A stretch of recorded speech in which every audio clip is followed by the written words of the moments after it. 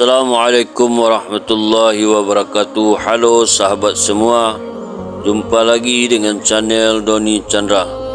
Lagi dan lagi kita bersyukur kepada Allah Subhanahu Wa Taala atas segala nikmat yang Allah Subhanahu Wa Taala telah berikan kepada kita.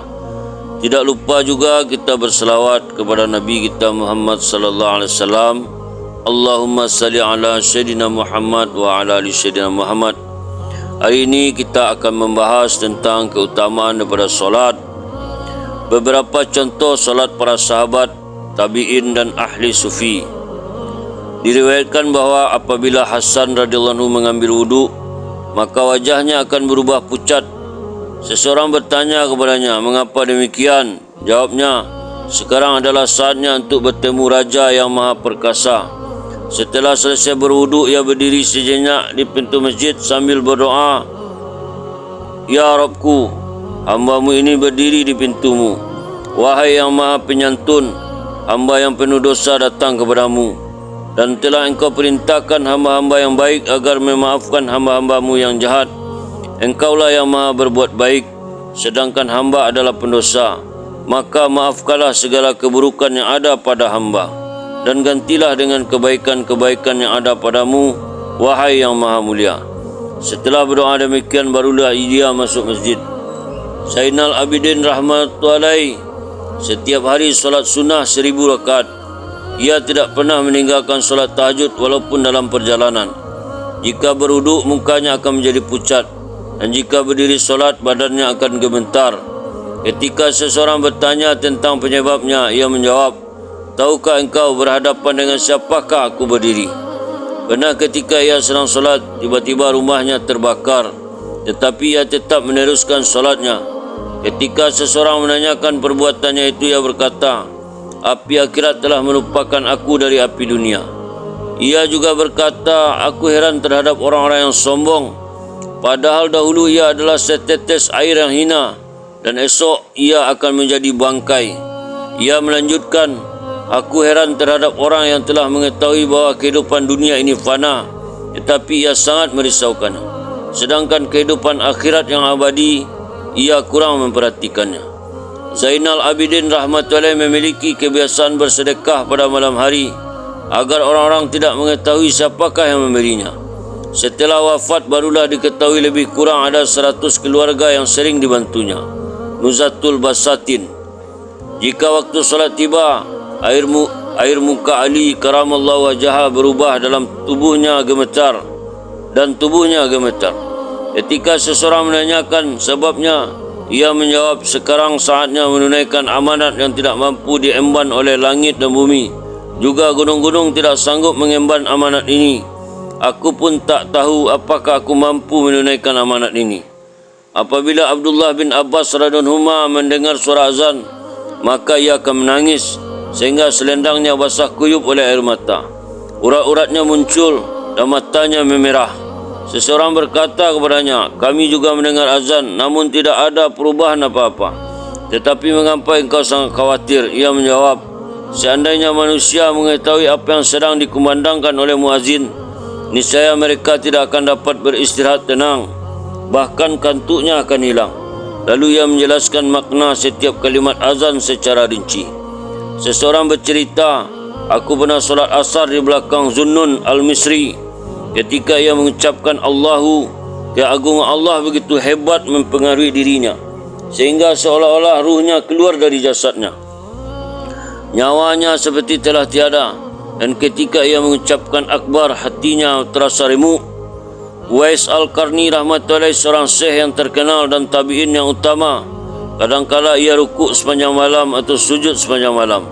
Isam rahmatullahi pernah bertanya kepada Hatim Zahid Balqi rahmatullahi, "Bagaimana engkau melakukan solat?" Ia menjawab, "Pertama-tama aku berwuduk dengan penuh ketenangan dan kesempurnaan. Lalu setelah sampai di tempat solat, aku berdiri dengan tenang, seolah-olah Kaabah berada di depanku, Sirat di bawah kakiku, surga di sebelah kananku, neraka di sebelah kiriku, dan seolah-olah malaikat pencabut nyawa berada di atas kepalaku. Dan aku merasa bahawa inilah solatku yang terakhir. Mungkin tidak ada lagi solat bagiku setelah ini. Hanya Allah yang mengetahui keadaan hatiku." Dengan penuh keagungan aku ucapkan takbir dan membaca ayat-ayat Al-Quran sambil menghayati maknanya. Kemudian aku rukuk dengan penuh tawaduk, lalu sujud dengan penuh perasaan hina. Setelah itu aku selesaikan solatku dengan penuh ketenangan. Lalu dengan penuh harap aku memohon semoga Allah dengan rahmatnya menerima solatku. Dan dengan rasa takut serta khawatir jangan-jangan Allah menolak ibadahku. Isam bertanya, sudah berapa lama engkau solat seperti itu? Hatim menjawab, sudah 30 tahun. Mendengar hal itu, Isam rahmatullahi menangis dan berkata, satu kali pun aku belum pernah solat seperti itu. Diceritakan bahawa Hatim rahmatullahi pernah tertinggal solat berjamaah dan kerana ia sangat bersedih, maka 1-2 orang kawannya datang mengunjunginya. Lalu ia menangis dan berkata, jika salah seorang anakku meninggal dunia, maka setengah kota Balki ini bertakziah kepadaku. Menurut riwayat, ketika anaknya meninggal dunia, 10,000 orang telah bertakziah kepadanya. Tetapi jika aku tertinggal solat berjamaah, hanya 1-2 orang yang menjengukku. Demikianlah pandangan manusia bahawa musibah agama itu lebih ringan daripada musibah dunia. Sa'id bin Musayyab rahmatullah berkata, selama 20 tahun tidak pernah terjadi padaku jika azan berkumandang aku tidak berada dalam masjid sebelum azan.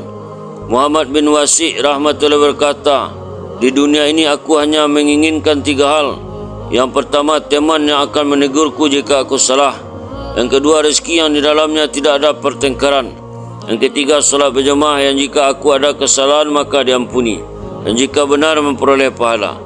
Abu Ubaidah bin Jarrah radhiyallahu anhu pernah mengimami solat. Kemudian ia berkata, saat ini setan sedang menggodaku. Ia masuk ke dalam hatiku perasaan bahawa ikulah orang yang paling utama, sebab orang yang dijadikan imam adalah yang paling utama.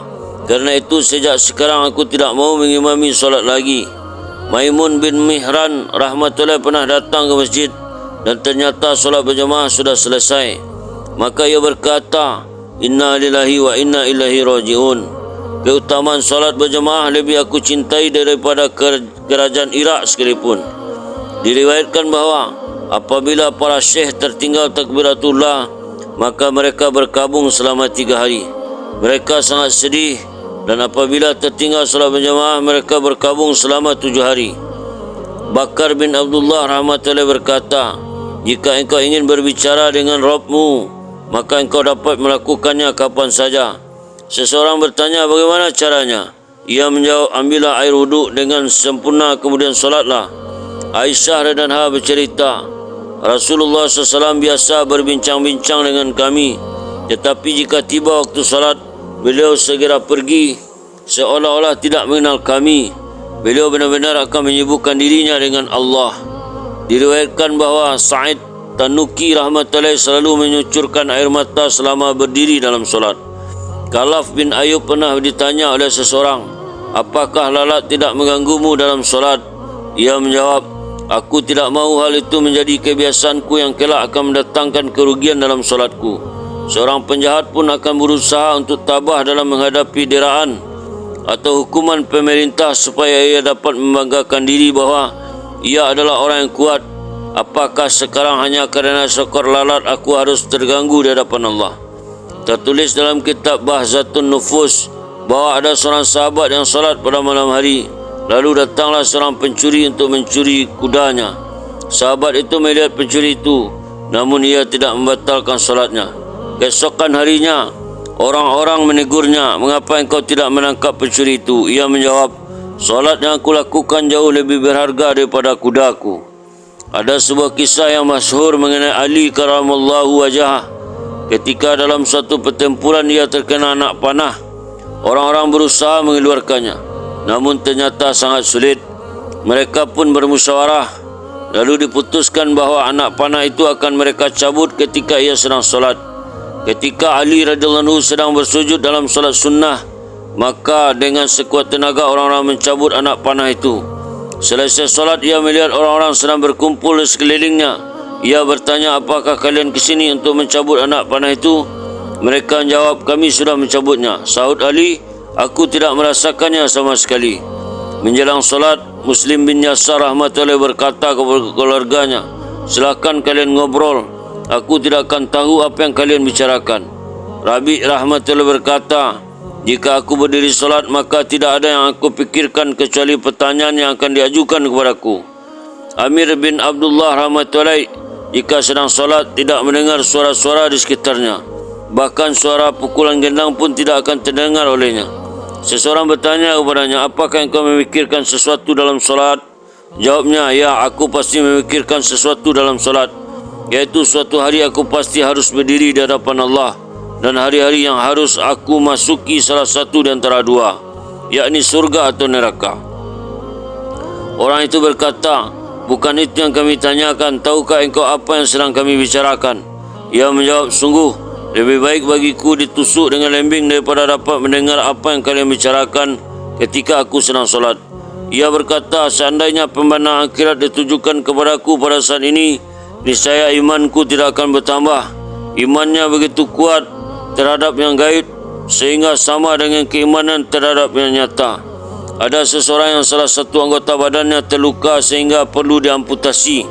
Maka teman-temannya merencanakan untuk memotong anggota badannya itu ketika ia sedang solat agar ia tidak mengetahuinya. Ketika ia sedang solat, maka dipotonglah anggota tubuh yang terluka dan ia betul-betul tidak merasakannya. Seseorang pernah ditanya, apakah engkau memikirkan sesuatu tentang dunia ketika solat? Ia menjawab, aku tidak memikirkan hal itu baik di dalam solat ataupun di luar solat. Ada satu lagi kisah mengenai seseorang yang ditanya, apakah engkau mengingat sesuatu dalam solat? Ia menjawab, adakah sesuatu yang lebih berharga untuk diingat daripada solat? Diceritakan dalam kitab Bahzatun Nufus tentang seseorang yang menziarahi seorang syekh. Ketika tiba, syekh itu sedang mengerjakan solat zuhur, maka ia duduk menunggu. Setelah syekh selesai solat zuhur, ia menyibukkan diri dengan solat-solat sunat hingga tiba waktu asar, dan ia tetap duduk menunggu.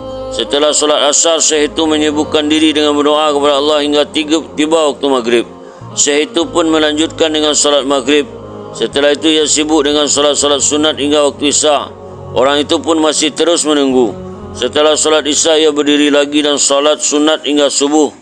Setelah solat subuh, ia sibuk berzikir kepada Allah dan terus duduk di atas sejadahnya.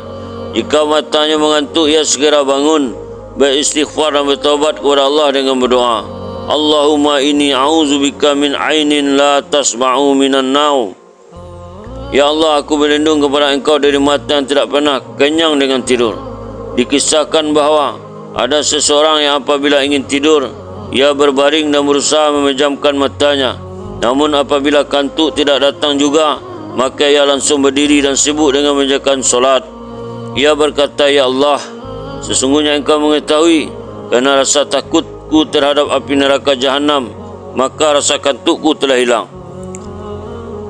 Dan ia terus menyibukkan diri dengan solat hingga subuh.